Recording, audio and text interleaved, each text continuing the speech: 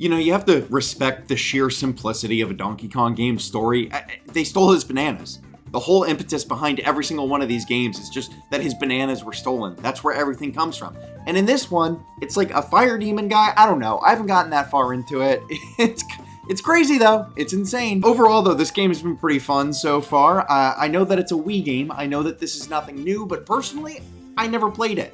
You know, when I had my Wii, when the Wii was my main home console, I just wasn't playing games like that on it. I never even had like the original Mario Brothers whatever game, like the Wii version of Mario Brothers. Well, I had it, but I never played it because I didn't see my Wii as like a platformer device, right? Like I saw, you know, handhelds like Game Boy, DS, whatever. I saw those as like my platformer device because Nintendo had shoved all of their NES and SNES games onto the Game Boy Advance, right? So that was like my whole library of games was just old Mario games. And no, I never played Donkey Kong Country Returns on the Wii. And I know a bunch of people were complaining. They're like, okay, this is like the third time this game's gotten released and they're releasing it for $60. That's insane. And I agree, it is insane. But I've never played this game before, so it's kind of worth the price tag to me. It's for me, this is a brand new game. Although I think it's utterly ridiculous, of course, that this game is going for $60 when it's a Wii game. This is not even a remake, right? Like, this is just a remaster.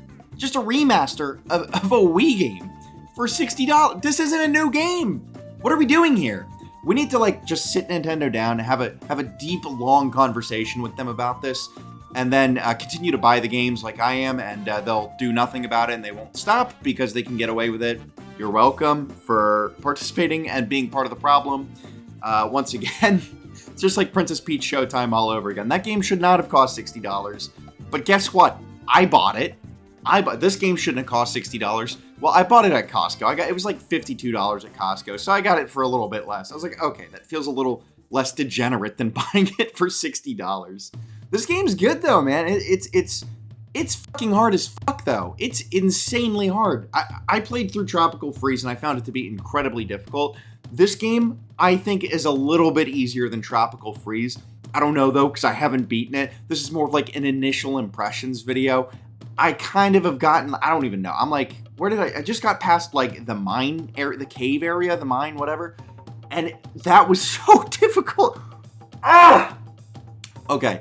So I have played a little bit of Donkey Kong Country. Like I played the original Donkey Kong Country just on the Nintendo Switch Virtual Console, whatever. And then I played, Tropical Freeze, right? And so I'm familiar with a lot of the concepts, a lot of the tropes that are in the Donkey Kong Country games. And of course, you know, the minecart levels are just unbelievably difficult. I actually gave up playing the original Donkey Kong Country on the Nintendo Switch, the online thing, whatever. I gave up because of a fucking minecart level. They're so hard, dude. Like, god damn, dude. This one level that I was just doing, actually, it wasn't even a minecart level that just nearly killed me. It was one of the ones where you're going up and down with the flying thing, the flying barrel. Holy shit, dude. I was gonna blow my brains out while playing that one. That was insane. That level was so... Not the first one, the second one. The first one's easy as cake. The second one... What the hell, dude? I don't know. Maybe I'm just bad at video games. The more I play video games, the more I feel like I might just simply be bad at them. It's kind of what it feels like. I don't know. But another thing I want to compliment, of course, about this game, and this is just every single Donkey Kong Country game, the soundtrack in these games. Oh my god. And let me one more for the road, because they have the most spectacular soundtrack out of like most games, right? And it fits the vibe so perfectly. Like, I feel like I'm in the jungle. I feel like I'm hanging out with a freaking monkey, and we're getting down. We're getting to business. We're I don't know what that is implying, but I don't know what I'm doing with the monkey. I'm gonna be honest with you, but it doesn't sound good from that description. I hope it's kosher, but. So it's amazing. The soundtrack is so good. I cannot stress enough how good it is. Just want to boom, boom, boom, the jungle beat in the back. Oh, it's so good. I've liked the boss fights in the game so far. I found the boss fights in Tropical Freeze to be, I don't know, underwhelming and also too difficult. Just just so difficult. The ones in this have not been too difficult. Maybe it's just because I needed like prior experience with a Donkey Kong Country game to kind of like figure out what I'm supposed to be doing. So since I've done it before, this is like not a surprise, maybe? I don't know. But so far, I found this game to definitely, like, at least with the boss fights, not be as hard as Tropical Freeze. And honestly, the difficulty of Tropical Freeze did turn me off to it. I was not the biggest fan of Tropical Freeze. I respect it very much for what it is. I think that they did something absolutely incredible with that game. I think it's a beautiful game. I think it's incredibly well designed, but it's not to my tastes, right? Like, it's not made for me because it's a little too difficult and I'm a loser and I suck at video games. Now, on the other hand, Donkey Kong Country Returns, I feel like if somebody were to come up to me and say, like, I really want to play Donkey Kong Country, right? Like, should I play Tropical Freeze or Returns, right? I would probably tell them do Returns first before Tropical Freeze, because I think you're going to get more out of Returns. Like, you're going to get more into it. You'll kind of get an idea of what you're doing, and then you move on to Tropical Freeze from there. You know, like, that feels like the correct way to do things. It's a smoother ride. It's a smoother ride, I'll say. And Tropical Freeze, not so smooth of a ride. You know, I've been getting some gamer rage going. I've been smacking the table. I've been screaming a little bit into my hands, you know.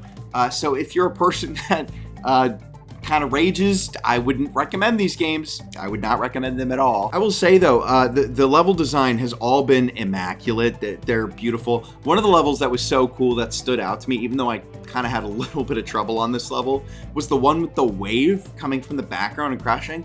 That was so cool. I've never seen a platformer do something like that before. So it really stood out to me as like something different, something unique, something cool. And also just a little bit difficult, a little bit of a challenge, but like nothing too crazy, you know what I mean? Very cool, I really like that. The boss fight at the cave area where you're fighting like the mole guys and you're going down on the minecart, that was really sick. I really liked that one. Also didn't think it was too difficult. Well, also it was a little difficult because I died like once or twice while doing it. But yeah, it was fun. It was a romp. It's a good experience. I'm so looking forward to the final boss fight. Like I said, I've never played this game before, so I have literally zero clue what the final boss fight is going to look like. I'm excited though. From everything that I've seen so far, it seems like it's going to be super, super fun. Super stoked for it. Who knows? Maybe I'll do another video giving a full review or something. Probably not, knowing me. I've got a lot on my plate right now. I'm playing like 6 different games at the same time on the Switch. I've got like 3 games I'm playing on the PlayStation. And then I'm also playing Pokemon White 2. Wow, big difference there, I know. I'm playing Pokemon White 2 for the DS, although I haven't picked that up in like probably 2 months at this point, so debatable if I'm actually playing it or not. Yeah, you know, it's pretty cool that even though we're getting towards the end of the life cycle, right, for the Nintendo Switch, the OG Switch, we're still getting some awesome games. And I know that this isn't a new game. This is obviously a port of a Wii game. But either way, you know, we're getting games like this, we're getting ports, and it's so cool to see. I'm a big fan, and I'm glad Nintendo is pumping this stuff out, even though I agree $60 is a silly price point. I'm sorry, it needs to be said. Anyway, that's just kind of my initial thoughts, initial impressions on Donkey Kong Country after playing it for like, I don't know, 5 or 6 hours. Really good game, but holy shit, it's been pissing me the fuck off with these more recent levels. It's getting hard as shit. The difficulty spike is crazy. The first few worlds, not so bad. Kind of a breeze, kind of just shooting through them. It's no big deal. We're having fun. And then I'm getting to these later worlds, and holy shit, I understand. I understand that when you get further in a video game, it gets more difficult. I know that. But damn, the difficulty is spiked, man. Oh, dude. Okay. Anyway, that's it. Thank you for tuning in. Like and subscribe if you like the video. If you want to get more thoughts on video games, I play all things Nintendo all the time.